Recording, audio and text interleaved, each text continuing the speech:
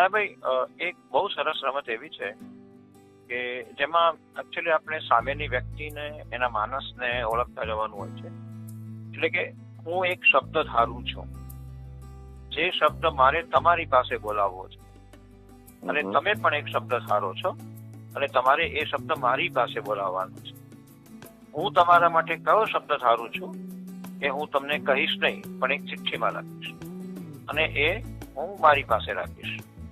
તમે મારા માટે જે શબ્દ ધાર્યો છે તમે પણ ચિઠ્ઠીમાં લખશો અને તમારી પાસે રાખશો. આપણે વાતચીત દરમિયાન સહજ રીતે જે પહેલી વ્યક્તિ સામેની વ્યક્તિને ધારેલો શબ્દ બોલાવી શકે તે વિજયી થશે.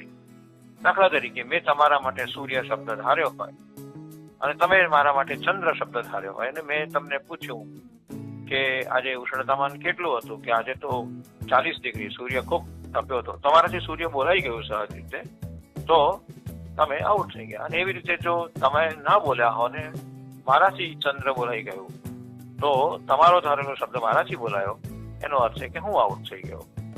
આ રમતમાં મિત્રો તમારે શું કરવાનું છે? એક કાગળ લેવાનો છે, પેન લેવાનો છે, એક શબ્દ મનમાં જ નક્કી કરવાનો છે, કોઈને કહેવાનો નથી, અને વાતચીત શરૂ કરવાની છે બે વ્યક્તિઓએ, અને તમારે પ્રયત્ન કરવાનો છે કે સામેની વ્યક્તિ તમારો ધારેલો શબ્દ બોલી જાય. હવે બરાબર છે? બરાબર છે. તો મેં શબ્દ ધારી લીધો છે ને તમને વોટ્સએપ ઉપર મેં મોકલી પણ દીધો છે. મેં પણ શબ્દ ધાર્યો છે, મેં પણ વોટ્સએપ મોકલ્યો છે. અને મિત્રો અત્યારે અમે એકબીજાનો વોટ્સએપ નથી જોવાના, કારણ કે અમે નજીક નથી, માટે ચિઠ્ઠી બતાવી શકીએ તેવી સ્થિતિમાં નથી. તો આપણે આપ શરૂ કરી શકો. ઓકે, તો હું એ શબ્દ તમારી પાસે કઢાવવાની કોશિશ કરું છું. બરાબર. આપણે વાતચીતમાં હું પણ સામસામે વાત કરતા જઈશું, જોઈએ કોણ કોને. ઓકે.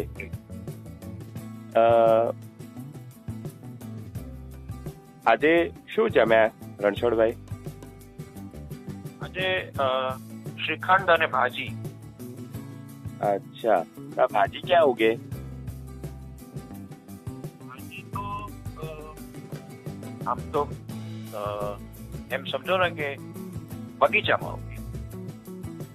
અચ્છા, અને બગીચો?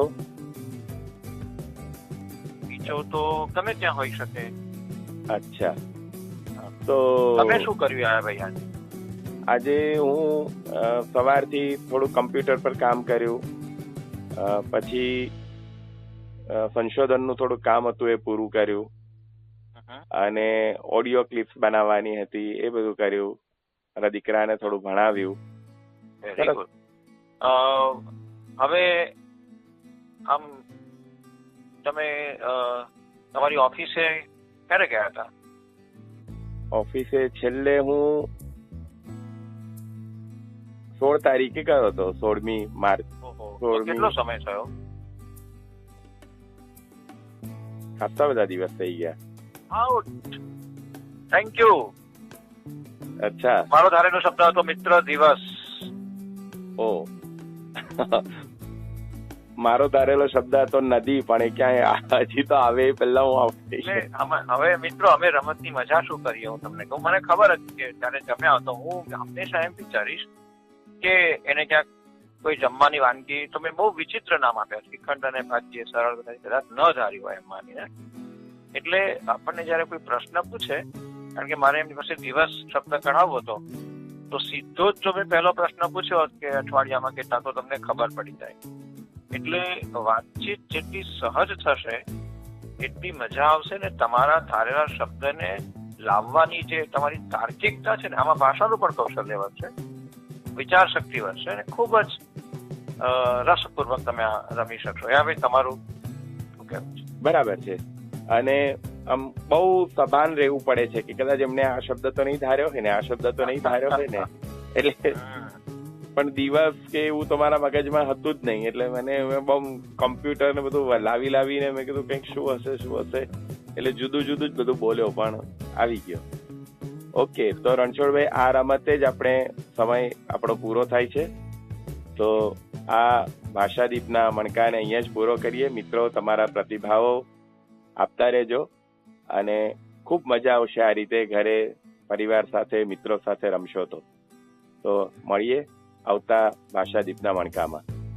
આવજો. અને રણછોડભાઈ, તમારી સાથે બહુ જ મજા આવી અને પાછા આપણે આ રીતે બીજો એપિસોડ કરશું.